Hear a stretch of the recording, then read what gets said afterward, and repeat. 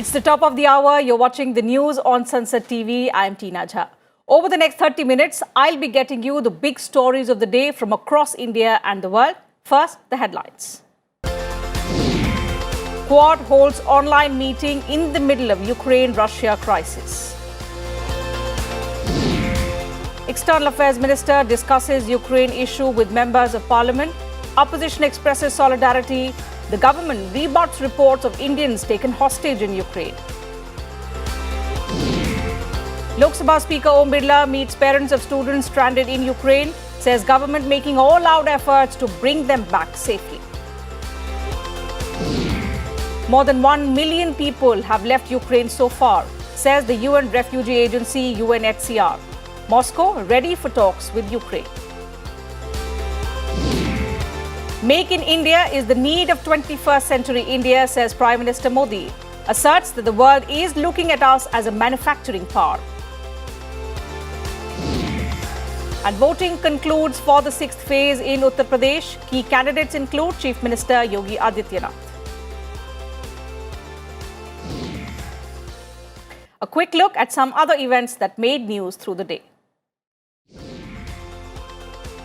The Election Commission orders re-poll in 12 polling booths in Manipur on the 5th of March. 19 evacuation flights to bring back 3,726 Indian nationals from Ukraine, says Civil Aviation Minister. The Supreme Court asks Attorney General to help in evacuation of medical students stranded in Ukraine near Romania border. The Apex Court dismisses Loop Telecom's petition seeking refund for 2G license cancellation. IT Minister Ashwini Vaishnav to inaugurate 3rd edition of NIC Tech Conclave in New Delhi.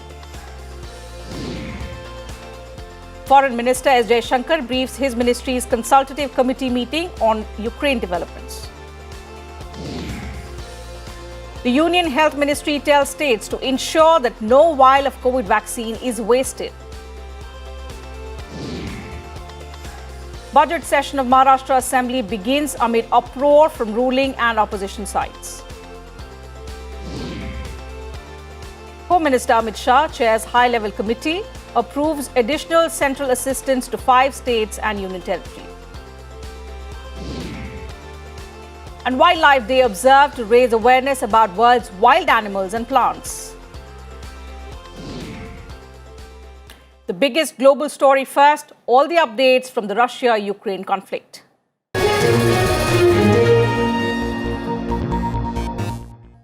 Well, Russia's Foreign Minister Sergei Lavrov has said Moscow is ready for talks to end the fighting in Ukraine, but will continue its efforts to destroy Ukraine's military infrastructure. Meanwhile, delegations from both Kiev and Moscow are preparing to hold a second round of talks at the Ukraine-Belarus border. Here's the latest report.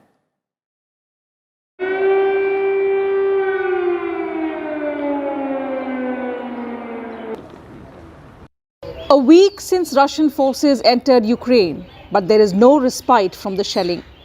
Amid the intensified attacks, Russian forces have taken control of Kherson in the south of Ukraine, the first major city to fall. If Russians capture more southern cities, Ukrainian forces could be cut off from the sea. Several cities, including capital Kiev, northeastern Kharkiv and Mariupol in the southeast, continue to be attacked. The city of Kharkiv has been the biggest casualty of the Russian offensive. According to Ukrainian authorities, 21 people have been killed and several others wounded. Damage to government and civilian buildings is massive. Learning from the experience, the Lviv City Authority is bomb-proofing its museum building. Meanwhile, the two warring groups are holding one more round of talks in Brest, a city on the Ukraine-Belarus border.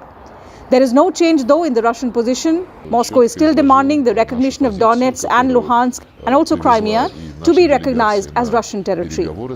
Russia also wants Ukraine to be disarmed like Germany was after the Second World War. Meanwhile, Ukrainian President Zelensky sent out a message asserting that his forces will defeat the Russian army. With no change in the stance of either side, there is a big question mark on the success of the peace talks. But for now, the people living with constant bombing, any hope is welcome. Bureau Report, Sunset TV. Amid the conflict, the United Nations General Assembly on Wednesday passed a resolution condemning the Russian attack in Ukraine. It also asked Russia to immediately withdraw its forces. 141 members voted in favor of the motion, while 5 opposed it. 35 countries, including India, abstained. Belarus, North Korea and Syria backed Russia. Cuba also supported Russia's position but did not vote in its favor. The UNGA was calling an emergency session for the first time since 1997. And close to 1 million people have left conflict zone Ukraine, says UN refugee agency UNHCR. The number is more than 2% of its population of nearly 40 million. The agency estimates that over 4 million people could leave Ukraine in the coming days. More than 50 lakh people have left for Poland, while over 1,16,000 people have reached Hungary. The International Criminal Court has opened an investigation into possible war crimes, crimes against humanity, and even genocide in Ukraine dating back to 2013. It is also covering the present conflict sparked by the Russian invasion. 39 member states requested this investigation. The requests, also known as referrals, encompass past and present allegations of crimes committed on any part of Ukraine by any person. And Prime Minister Narendra Modi held a telephonic conversation with Russian President Vladimir Putin on the Ukraine crisis on Wednesday. The conversation focused on the developments in Ukraine, also the evacuation of Indian students trapped in Kharkiv and other conflict zones. This is the second conversation since the 25th of February, when Prime Minister Modi urged an immediate end to violence. And the Prime Minister also chaired the 5th high-level meeting on the rescue mission for Indians stranded in Ukraine. He reiterated that bringing back Indians safely is the top priority of his government. External Affairs Minister S. Jaishankar and Union Minister Piyush Goyal were also present at the meeting, along with senior government officials. The Prime Minister has been holding these meetings since Sunday to intensify rescue efforts. And the Prime Minister on Thursday met some students who have returned from Ukraine. They shared their experiences with him. According to the Ministry of External Affairs, 18,000 Indian nationals have left Ukraine since India's first advisory. 30 flights have brought back 6,400 Indians so far under Operation Ganga after Russia ordered its troops into the region. The MES said it is in touch with all countries, particularly Ukraine and Russia, at various levels. Meanwhile, Operation Ganga is in full swing to bring back stranded Indians back from Ukraine. With its multi-pronged evacuation plan, India has outpaced all other countries, including the United States of America, the UK, and also China. Here's a report. India has released contact numbers, advisories, and support mechanisms to bring back its citizens from war-torn Ukraine. Buses with the Indian flag are being given safe passage. To put things in perspective, China has postponed its evacuation plans, it has issued no travel advisories, and there are reports of its citizens being attacked in Ukraine. The United States of America has stated that it will not be able to evacuate its citizens. It is also asking citizens to carry food and other items for 2 days at the border. Britain has also clarified that it will not be able to provide increased support to its citizens stranded in Ukraine. In contrast, India has increased support on a war footing. The UK has also said British nationals should not expect increased consular support or help with evacuating in these circumstances. Similarly, the German embassy has been closed at Kiev, while the Indian embassy is still functional.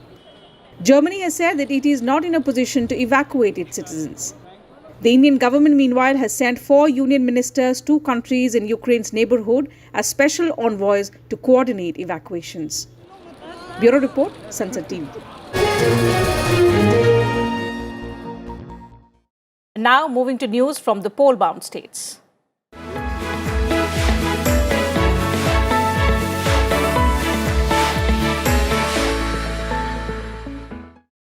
And while keeping his focus on the evacuation of Indian students stranded in Ukraine, the Prime Minister also addressed election rallies on Thursday in Chandoli and Jaunpur. He said the family-run parties had abandoned people of Purvanchal to their fate. He asserted that the BJP sees only the people as its ally and believes in a government that will bring them real development instead of making hollow announcements. Uttar Pradesh held 6th round of voting today for 57 assembly seats, which included Chief Minister Yogi Adityanath's constituency, Gorakhpur Sadar. There was much enthusiasm among the voters for the polling. The Chief Minister exercised his franchise in Gorakhpur. Besides Yogi Adityanath, key electoral contests in this phase involve Jay Pratap Singh, Satish Dwivedi, Swami Prasad Maurya, Congress State Unit President Ajay Kumar Allu. Also, 66 women are in the fray in this particular phase. Also, campaigning ended for the second and final phase of the assembly elections in Manipur. 22 seats in 10 districts will go to polls on Saturday. 92 candidates are in the fray, which include 2 women. 11 seats are reserved for scheduled tribes. As many as 8 candidates are contesting for the Wongkem seat, where the main contest is between the BJP and the Congress. The Election Commission ordered re-polling at 12 polling stations in 5 seats that went to polls in the first phase. A record turnout of 88.63% was recorded in this phase for 38 seats. Continuing with election news, Union Home Minister Amit Shah hit out at opposition parties in Azamgarh. He said earlier goons and mafia used to intimidate people, but today no one dares to even think of starting a riot. Samajwadi Party President Akhilesh Yadav assured an election rally in Varanasi that his party will fulfill the expectations of Shiksha Mitras, Anganwadi and also Asha workers. He said it will be his first decision if his party comes to power. West Bengal Chief Minister Mamata Banerjee campaigned for the Samajwadi Party in Varanasi. She alleged that the BJP is selling off the country's institutions, including railways, airports and banks, in the name of Achhe Din.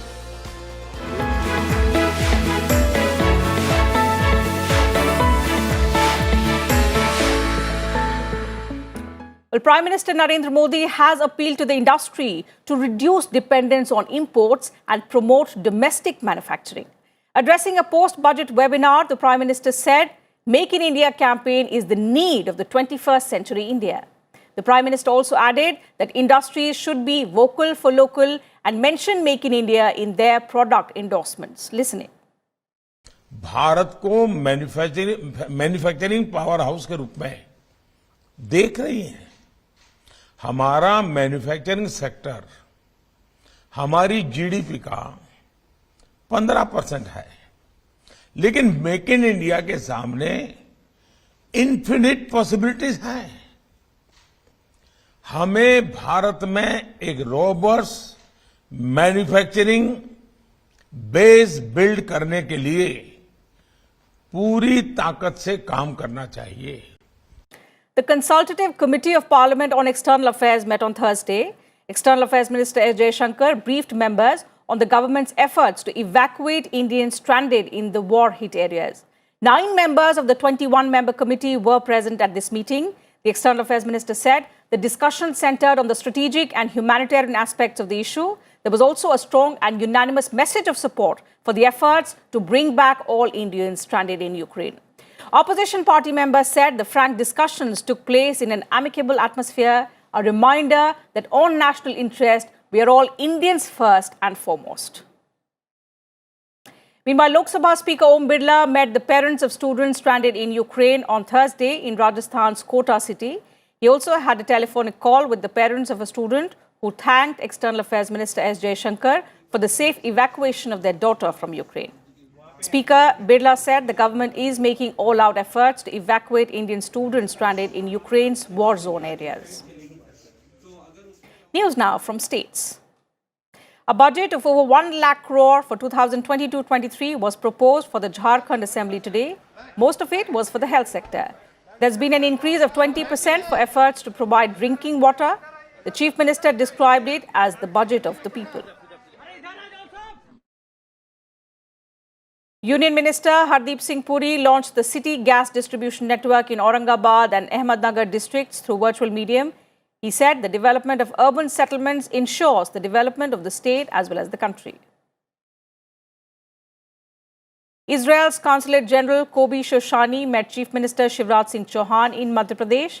He appreciated the development works in the agriculture sector and the consequent increase in production. Time for a short break here, but on the other side, resolution to end plastic pollution by 2024. More details on the story on the other side when we return. Do stay with us.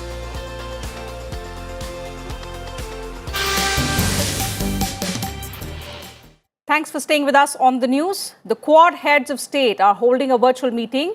They took part in the online meeting of the Quad on Thursday. The closed-door meeting of Prime Minister Modi, US President Joe Biden and the Prime Ministers of Japan and Australia is not open to the media. India has already said that the discussions will feature the Indo-Pacific region, while the United States has announced it will bring up the Ukraine issue. The present meeting was initiated by the US. It will be a continuation of the September 2021 summit that was held in Washington, D.C. Some more news from across the world.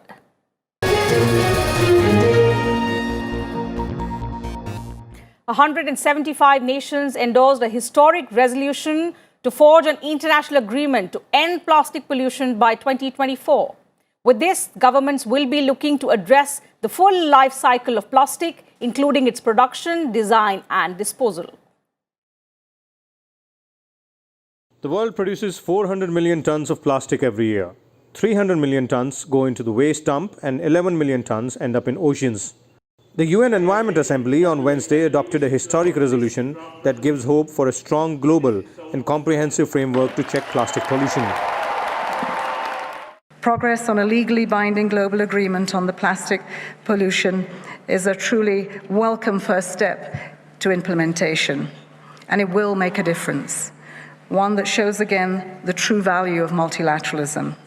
The resolution establishes an intergovernmental negotiating committee which will start its work this year. The panel will frame a draft legally binding agreement by 2024 that will reflect alternatives to address the full life cycle of plastics, the design of reusable and recyclable products. It will also spell out global collaboration on technology, capacity building, and technical cooperation. Bureau Report, Sunset TV. Updates from the other parts of the world. Thousands of doctors took to the streets in Lima, demanding the resignation of Peru's health minister, who they say does not have the experience to lead the nation through the pandemic. The doctors were met with resistance from riot police and scuffles broke out. Doctors are angry that Hernan Condori, a doctor without a specialty, promoted a type of medicinal water not endorsed by science on his social media. Hong Kong will not have a whole-scale lockdown during a mass testing this month. Shoppers had been panic buying amid worries that the government will impose a lockdown in an effort to stem the spread of COVID-19. Hong Kong reported a record 55,513 infections on Wednesday. Meanwhile, the first freight train that arrived from mainland China brought anti-pandemic supplies.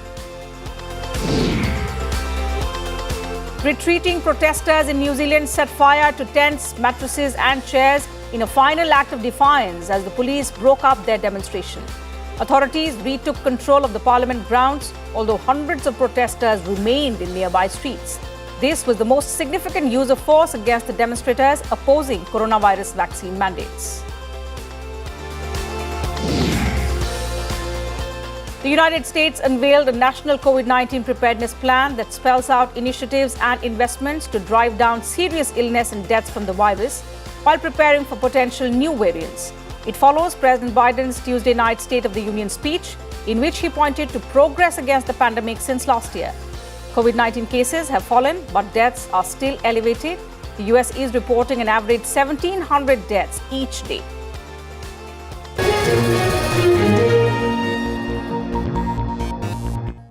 News now from the world of science and technology.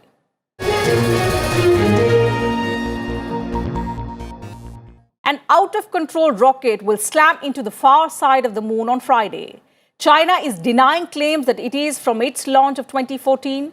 The object will carve out a crater on the moon. It may, however, take weeks or months to confirm the impact through satellite images. SpaceX was originally blamed for this piece of space junk. Since the moon has no atmosphere, it is defenseless against crashing meteors and asteroids, and even the occasional spacecraft. No weather means no erosion either, which is why impact craters last forever. And robotic dogs have taken over the Barcelona Wireless Fair Mobile World Congress. Companies are presenting robotic rovers that they say are of great use in many hazardous areas. The Spot robotic dog is commonly used by utility companies to inspect high voltage zones and other hazardous areas like construction sites with sensors. A cyber dog boasts of a top speed of 3.2 meters per second, which is about the same speed as human walking. The manufacturer claims it is a supercomputer that processes data. Potential uses for it are helping the elderly or the disabled persons and also transporting objects.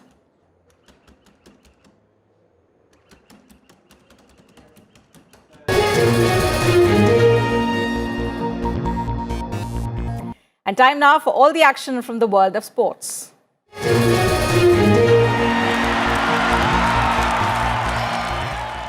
Let's begin with cricket today. Two important series begin tomorrow with lots of milestones coming up. India take on Sri Lanka in the first of the two test series beginning in Mohali tomorrow. The first test will mark the beginning of newly appointed full-time skipper Rohit Sharma's journey as the leader of the test side. Also, Virat Kohli is all set to become the 12th Indian to achieve the milestone of playing 100 tests. On the eve of the match, the former Indian captain said he never thought he would come this far and make this landmark appearance. Kohli till now has amassed 7,962 runs at a stellar average of over 50 in the longest format. The much-awaited Pakistan versus Australia Test Series 2 begins tomorrow at Rawalpindi. This would be the first time Australia will play in Pakistan in as 24 years. The first of the three tests, however, is threatened by rain.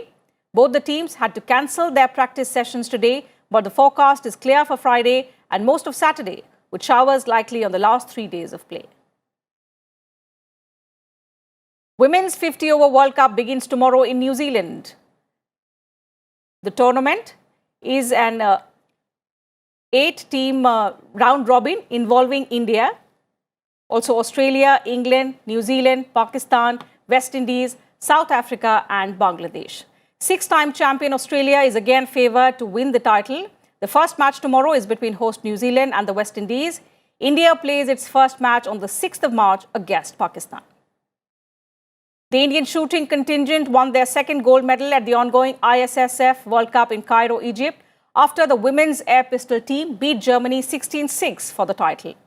The team of Isha Singh, P. Niveta and Ruchita Vinekar came up with the win in women's 10-meter air pistol team event after topping both qualification rounds to ensure that the squad made it to the gold medal match. And Davis Cup action returns to India for the first time since 2019, when the host Denmark tomorrow and the day after on the grass courts at Delhi's Gymkhana Club. At the draw ceremony ahead of the tie, Union Finance Minister Nirmala Sitharaman pulled the name of India's #1 singles player, Ram Kumar Ramanathan, to play Denmark's world number 824, Christian Sigsgaard, in the opening match. Russian businessman Roman Abramovich has decided to sell Chelsea Football Club 19 years after buying the London side and promised to donate money from the sale to help victims of the war in Ukraine. He said, "I've always taken decisions with the club's best interest at heart." In fact, his statement was published by the reigning European and World Soccer champions on their website.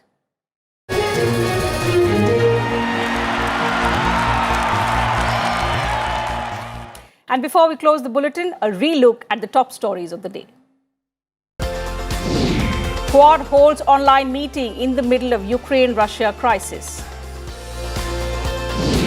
External Affairs Minister discusses Ukraine issue with MPs. Opposition expresses solidarity. The government rebuts reports of Indians taken hostage in Ukraine. Lok Sabha Speaker Om Birla meets parents of students stranded in Ukraine, says government making all-out efforts to bring them back safely. More than 1 million people have left Ukraine so far, says the UN refugee agency UNHCR. Moscow, meanwhile, says it is ready for talks with Ukraine. Make in India is the need of 21st century India, says Prime Minister Modi. Asserts that the world is looking at us as a manufacturing power. And voting concludes for the 6th phase in Uttar Pradesh. Key candidates include Chief Minister Yogi Adityanath.